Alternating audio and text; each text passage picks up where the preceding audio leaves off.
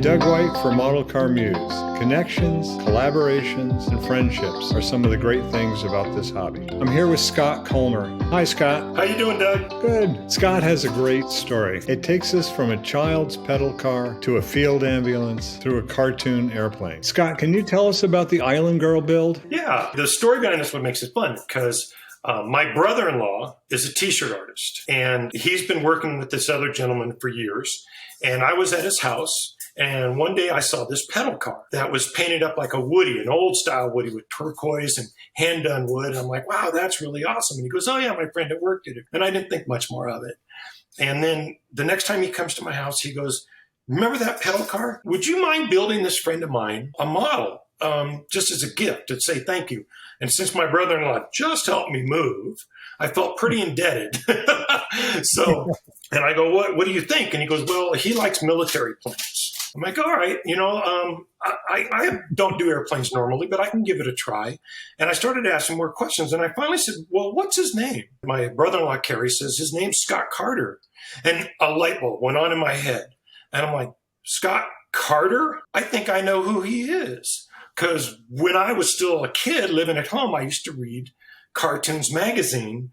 And Scott Carter submitted art to it. And I remember because they did this to his name. They made the car part Carter. I thought he did it. And I was like, oh, I wish my name was Scott Carter. That'd be cool. And I was trying to draw at the time, and the best I could do was try and copy his drawings. And I'm like, wow. And so I got all excited. And my brother-in-law, Kerry, says, well, here's his number. Give him a call. And so I call up Scott Carter, and, the first thing I could is confirm he's the guy. I'm like, wow, I'm a fan of yours.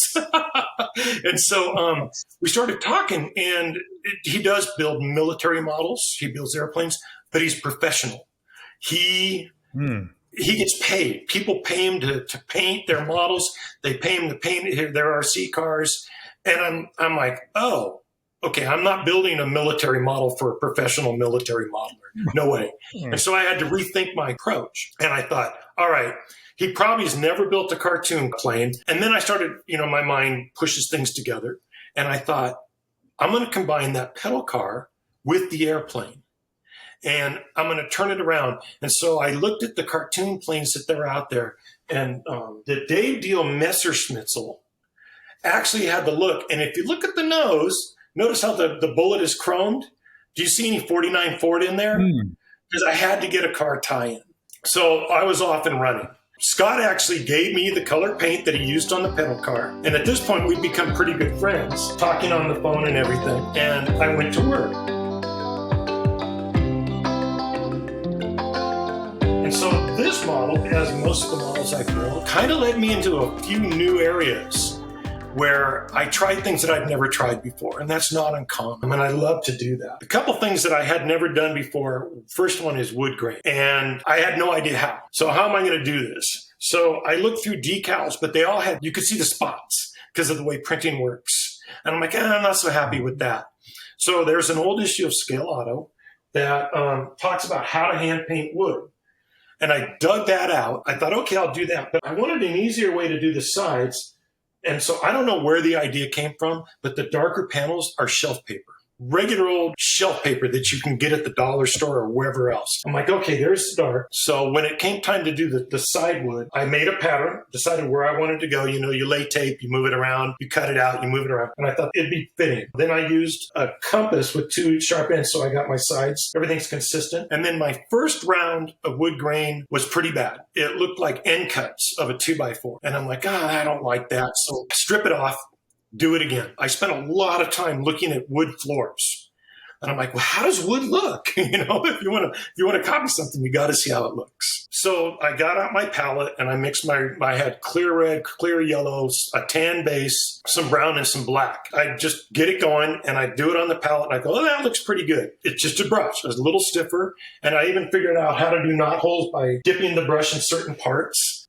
It's actually relaxing, believe it or not, because you get so focused in on this and it's just flowing.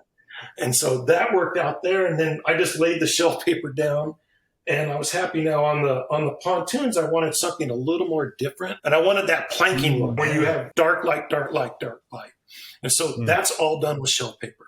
You just look into the shelf paper, you go, here's a dark spot. and you cut your strips and you go, here's a lighter spot. And you cut your strips, and then I darken the dark just a little bit with a light wash. And so my first wood thing came out okay. I was pretty happy with it. And then I'm thinking, okay, airplane. And you know the Spirit of St. Louis. Now we get to talk about some other cool little textures. So the Spirit of St. Louis has always been a neat looking plane. Everybody remembers the circles, the engine turning. And so I'm like, how can I do that? And YouTube had just started up. So I Googled engine turning. And sure enough, here's this guy with this giant sheet of aluminum and a drill press. And he's just, and then moving it over, and then moving it over, and then moving it over, and then slide it forward an exact amount and moving it over and moving it. I'm like, how am I going to do that? And so first I tried it freehand, and it looked like a shotgun. It didn't have that right look. I'm like, oh. So I realized I need a guide. So I made this little tiny guide, like this big, because the dashboard in there is really small. So I didn't need a big thing. And then I thought, what am I going to put it on? And I have aluminum tape. And I thought that's pretty thick, so that'll receive it pretty well. And that's what we did. I made a little spinner with the little end on it that has the sanding cloth. So that way it'll go a little bit more with conformity. And I just put it in, spun, counted it, 1, 2, 3 spins, move it over a certain amount with my little guide, 1, 2, 3, 1, 2, 3, 1, 2, 3. And then I had a little piece of adhesive engine turned aluminum, and I just stuck it on the piece of plastic. And ta-da, I have an engine turned dash. That rig is such an elegant solution. It is so perfect, bringing it down in size. It gives you the ability to step and repeat and have everything line up, and then have all those reflections kind of twinkle in a row, where they reflect the light. It's fun. It really looks great. You experimented a lot of testing on your part with different surfaces. You tried some different aluminum surfaces. You found some were harder than others, some were maybe too soft to work with. So I've tried it with bare metal foil. It doesn't work because it turns it brittle. Because instead of having a constant level surface, you have all these little things. And so when you go to lift it off the backing, it cracks around the edges. So that's out. So I knew I needed something a little sturdier, but not too sturdy. The tape you use, the plumber's tape or the furnace tape, that's thick enough that when you create the pattern, you can then peel it from the backing and apply it to your model? No problem at all. Absolutely no problem. I have pieces of it laying in my scrap box still to this day. So I know it's fun. And I like what you said about using the different surfaces for different light reflections. That's fun, because then if you're looking at a model, you see beyond just glossy paint and flat paint. You can see these metallic surfaces coming through, and it just adds to the interest of the model. It's that great discovery, because as you're looking at the Island Girl, you've got matte finish, you've got the gloss finish, and then you've got this twinkle of this engine turning that kind of catches your eye, so you're directed there. And then that brings you in. You get to see the engine that came from. It's funny because I saw that and I'm like, oh, I've seen that before. That comes from, it's like a trivia question. It's called the Pie Wagon. The Pie Wagon. Pie Wagon. Yeah, that's it. That's it. Yep. And it worked. It's a good one. It's a nice flat head. And surprisingly, the carburetors have the linkage molded in. You chose a car engine, the center of the prop, and there are some automotive tie-ins. That car engine's just, era perfect for it. The pedal car, backing up a little bit, was built for Emlani, and that's my wife's family. They're all Hawaiian descent, and so that's another tie-in I got to do. So that's why it's called the Island Girl, and it's secondary names like the Woody Wave Chaser, and that's why you have a surfboard on top, and that's the fun of it. It's like, what can I tie in?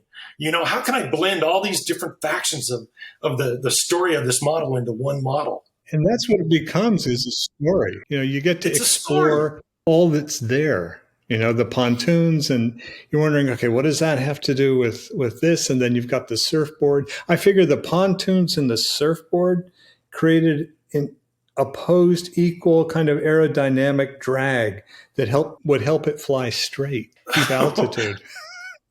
That's great. Now, those pontoons are way undersized for a real surf plane, but I didn't want to have them dominate the model. So I deliberately left them undersized.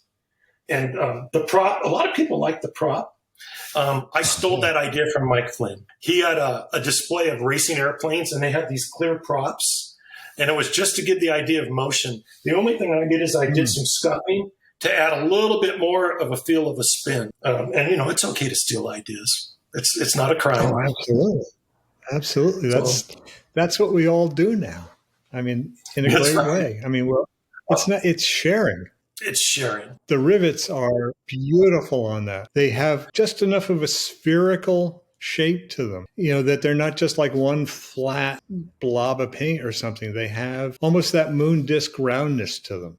The rivets took extra fabrication. And again, I knew I wanted that rivet look, because that's how they held airplanes together back then. And I had to do some testing again. I was going to do the flat ones, and I took a piece of aluminum tubing and I sharpened it, and I tried turning it in the paint to see what I would get, and then using a wash to make it stand out. And it was okay. But the other solution was to take a piece of aluminum solid bar, little though, rod, and round the dome, just like you notice. And see, again, you're saying this stuff. So I'm like, yeah, that's right.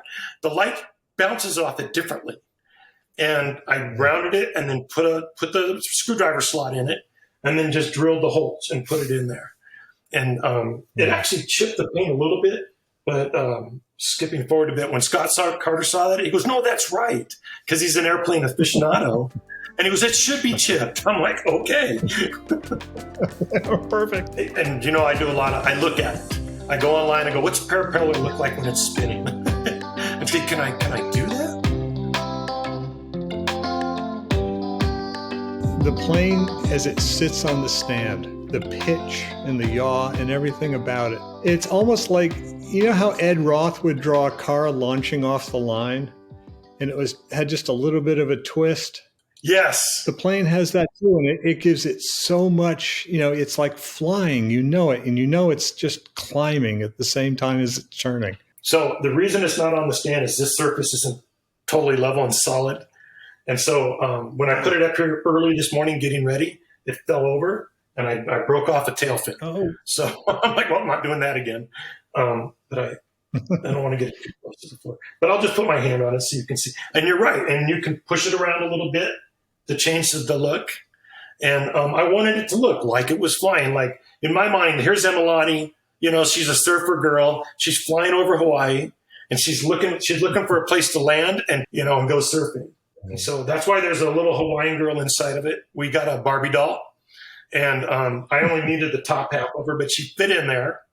And so it worked out really well. And she's got her hand on the tiller, which is a piston shifter that also figure out how to scratch build that. That's not so hard. It's just a few series of tubes that fit inside of each other, and you roll the edge to get the ring grooves, and then drill the little hole for the rod connector, and you stick it up in there. And so she's got the shifter like she's turning. And I think I got it right. She's going this way and turning that way. And I think that's how an airplane works. I'm not quite sure on that. Are there decals on that, Scott? Yes. These are my first attempt at printing my own decals. Right on the tail. I just made it on a Word doc and printed it. And it came out okay. I would have liked darker lettering. But notice how the flower goes off the edge. Remember when they were doing NASCARs where the lettering was so big it went off the edge of the panel? I thought that looks so cool. I want to try that. And so that's why the flower is bigger than the tail fin. I like that. I mean, it's a great play on scale. The entire model itself is a great play on scale. Yeah, the models like this are super fun because you see how many ideas you can add in. What else can I bring? Like from one of the new release tri-kits, there's a little tiki guy. There's a little peace sign. Anything. Oh, yeah, that would fit. A surfer girl would be groovy. And then, to add to the motion, I stuffed a little cotton, and you just pull it back a little bit. You don't need a lot, just enough to give the idea that the engine's running. So when it's on the stand, that adds to the illusion of flight. It adds to the sense of motion. It's fun. So I brought this to the NNL West right when it was done. And you remember Steve Henson? You interviewed him. Oh, so he gave me a promoter's pick for that. Mm-hmm. And I'm like, Steve, you chose an airplane, but that's awesome. So, I could see Steve getting into that. No problem there. Oh, he was a good guy. We used to always have fun together. When I went to the NNL West, he was there, and we had so much fun just chatting and talking about what's been going on. Great enthusiasm. Yes. Okay. So The model's built, and it's time to give it to Scott. And actually, I wasn't there for it. My brother-in-law was brought it over to him as a surprise. He loved it. He thought it was awesome. I mean, he actually got a little choked up.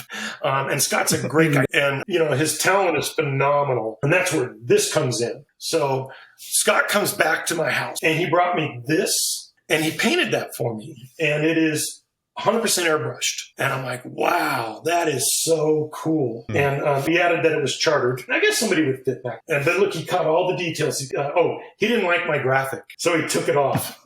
But it was so cool to have that, So during that meeting, we're all excited. And I handed him an old, which one? This was one of the Rebel, the kind of a conglomerate city, and this was the taxi one. Mm-hmm. And of course, it was an old build-up. And Scott had this thing finished in a month, and he turned it into ambulance, like military style, because that's what he built. But he did add the cool blower, and it's just all Scott. And so he goes, here, this is yours, so you get to keep this. And I'm like, that is so awesome. Since then, we would hang out where I live. There's a couple air museums. And so we would take a day and go to all of them. And of course, they all know him there because he's a docent. And so it's just a fun thing, that through this long series of connections, I've met this guy. We share the same name. We share the passion for, building models and having fun. And, it's an awesome connection that came through just luck and happenstance. Such a good story, man. There are just tons of us that have made friendships this way. It's such a great thing to share with people when you build models. And in fact, I forgot, Scott took me to another type of modeling. It's a figure show that's in Southern California, primarily figures. And I've never seen figure modeling before, like done at that level. And it was just phenomenal what these guys are doing. And one of them was a master modeler for a Hollywood studio. And he worked on the mechanical walking men from Avatar way back when. These figures look so lifelike. And just like us, they have their tricks. Oh, yeah. They move the eyes over. They don't point them forward. And so that removes that dead stare that you get from a lot of figurines. It's fun. And that's the fun part is you blend it all together. Like you did in that one video you brought for an IPMS show. And I thought, yeah, look at all that stuff that they're doing. And you would have no idea if you didn't go look. No. And you talk to them and constant learning on that parallel, that we have at our benches. Wow, I could apply that. And then they ask questions. They were asking questions. How do you get that gloss paint? Scott used to say the same thing. Scott Carter. I'm not painting anything glossy. He goes, too hard. And I'm like, I'm not weathering anything. Scott, I want to thank you for sharing this really cool story with us. Oh, thank you for letting me. I'm enjoying it. I feel great to be here.